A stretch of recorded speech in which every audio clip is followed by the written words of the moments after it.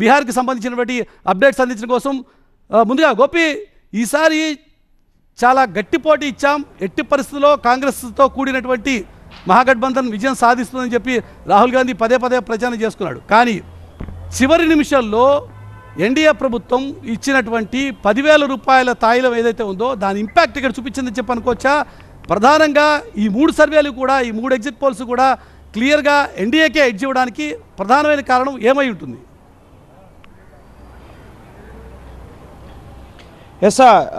జాతీయ రాజకీయాల్లో కీలక పాత్ర పోషిస్తున్న ఎన్డీఏ సర్కార్లో కీలక పాత్ర పోషిస్తున్న జేడీయూని గెలిపించడానికి నరేంద్ర మోడీ అలాగే బీజేపీ అధినాయకత్వం మొత్తం కూడా బీహార్ పైన ఫోకస్ పెట్టి అక్కడ ముమ్మరంగా ఎన్నికల ప్రచార కార్యక్రమాలు నిర్వహించడం జరిగింది. ఎందుకంటే బీహార్ చేజారిపోతే కనుక జాతీయ రాజకీయాలపైన ఎఫెక్ట్ పడుతుందన్న కోణంలోనే ఇటు బీజేపీ అగ్రనాయకత్వం మొత్తం కూడా ప్రధాని, కేంద్ర మంత్రులు, బీజేపీ పాలిత రాష్ట్రాల ముఖ్యమంత్రులు వీరంతా కూడా ముమ్మరంగా ప్రచారం నిర్వహించారు. అలాగే పథకాలు కూడా ఇటు మహిళా రోజ్గార్ యోజన కింద, ఇటు బెహ్లీ యోజన పథకం కింద 10,000 రూపాయలు ఏడాదికి సంబంధించి ఎన్నికలకు ముందే 1,42,00,000 మంది మహిళలకి ఇటు అక్కడున్న ఎన్డీఏ ప్రభుత్వం వారి ఖాతాల్లోకి ఎన్నికలకు ముందు వేయడం జరిగింది. సో ప్రస్తుతం ఎగ్జిట్ పోల్ అంచనాలన్నీ కూడా మళ్ళీ మరొకసారి ఎన్డీఏ ప్రభుత్వం అక్కడ ఏర్పడబోతోంది. ఇప్పుడు 2020లో జరిగిన ఎలక్షన్స్లో ముఖ్యంగా ఇప్పుడున్న ప్రస్తుత ఎన్డీఏ ప్రభుత్వానికి 125 మెజారిటీతో ప్రస్తుతం అక్కడ ప్రభుత్వంలో కొనసాగుతోంది. సో దానికి మించి మరో 25-30 స్థానాలు అడిషనల్గా యాడ్ చేస్తూ ఎగ్జిట్ పోల్ సర్వే అంచనాలు అనేవి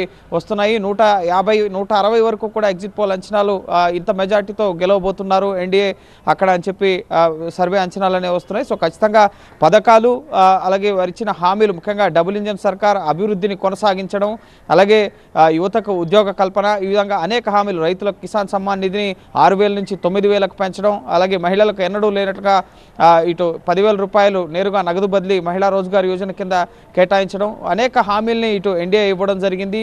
అలాగే ముమ్మరంగా ప్రచార కార్యక్రమాలు ప్రధానంగా ఎన్డీఏకి ఇటు యువత, అలాగే ఫస్ట్ టైం ఓటర్లు, మహిళలు, ముఖ్యంగా మహిళా ఓట్ బ్యాంక్ పైన ప్రధానంగా భరోసా పెట్టుకున్నారు. ఎందుకంటే అక్కడ బీహార్లో మద్యపాన నిషేధాన్ని అమలు చేసిన వ్యక్తి నితీష్ కుమార్. సో నితీష్పై వ్యతిరేకత ఉన్నప్పటికీ కూడా ఆ వ్యతిరేకత తమకు అనుకూలంగా మారుతుంది అని చెప్పి రాహుల్ గాంధీ, తేజస్వి యాదవ్ ఇటు ఎలక్షన్ కమిషన్ పైన, బీజేపీ పైన విమర్శలు చేస్తూ ఓటర్ అధికార యాత్ర, అలాగే హర్ఘర్ అధికార యాత్ర, బీహార్ అధికార యాత్ర పేరుతో ఓట్ల తొలగింపు పైన ముమ్మర ప్రచారం చేసినప్పటికీ, లక్షల ఓట్లు తొలగించారని చెప్పినప్పటికీ కూడా ఇటు భారీగా ఇటు ఈసారి రికార్డు స్థాయిలో పోలింగ్ శాతం కూడా నమోదైంది. మరోపక్క జన్సురాజ్ పార్టీ, ఎంఐఎం, అలాగే ఆమ్ ఆద్మీ పార్టీ, బీఎస్పీ ఇవి ఇండివిజువల్గా పోటీ చేశాయి. సో ఈ వీరు ఎవరి ఓటు బ్యాంకును చీల్చారు? తేజస్వి యాదవ్ ఇటు కాంగ్రెస్ రాహుల్ గాంధీకి నష్టం చేశారా ఏంటి అనేది ఫలితాలు వచ్చిన తర్వాతే తెలియబోతుంది. సో ఖచ్చితంగా మెజార్టీ వర్గాలు, ముఖ్యంగా అగ్రవర్ణాలు, అలాగే ఎస్సీలు, ఎస్టీలు, బీసీలు, ఈబీసీలు వీరంతా కూడా, యువత, రైతులు, మహిళలు వీళ్ళందరినీ కూడా ఇండియా తమ వైపు తిప్పుకోవడంలో కొంత సక్సెస్ అయినట్లుగా కనిపిస్తున్నాయి. ఆ దిశగానే ఎగ్జిట్ పోల్ అంచనాలు కనిపిస్తున్నాయి. ముస్లింలు,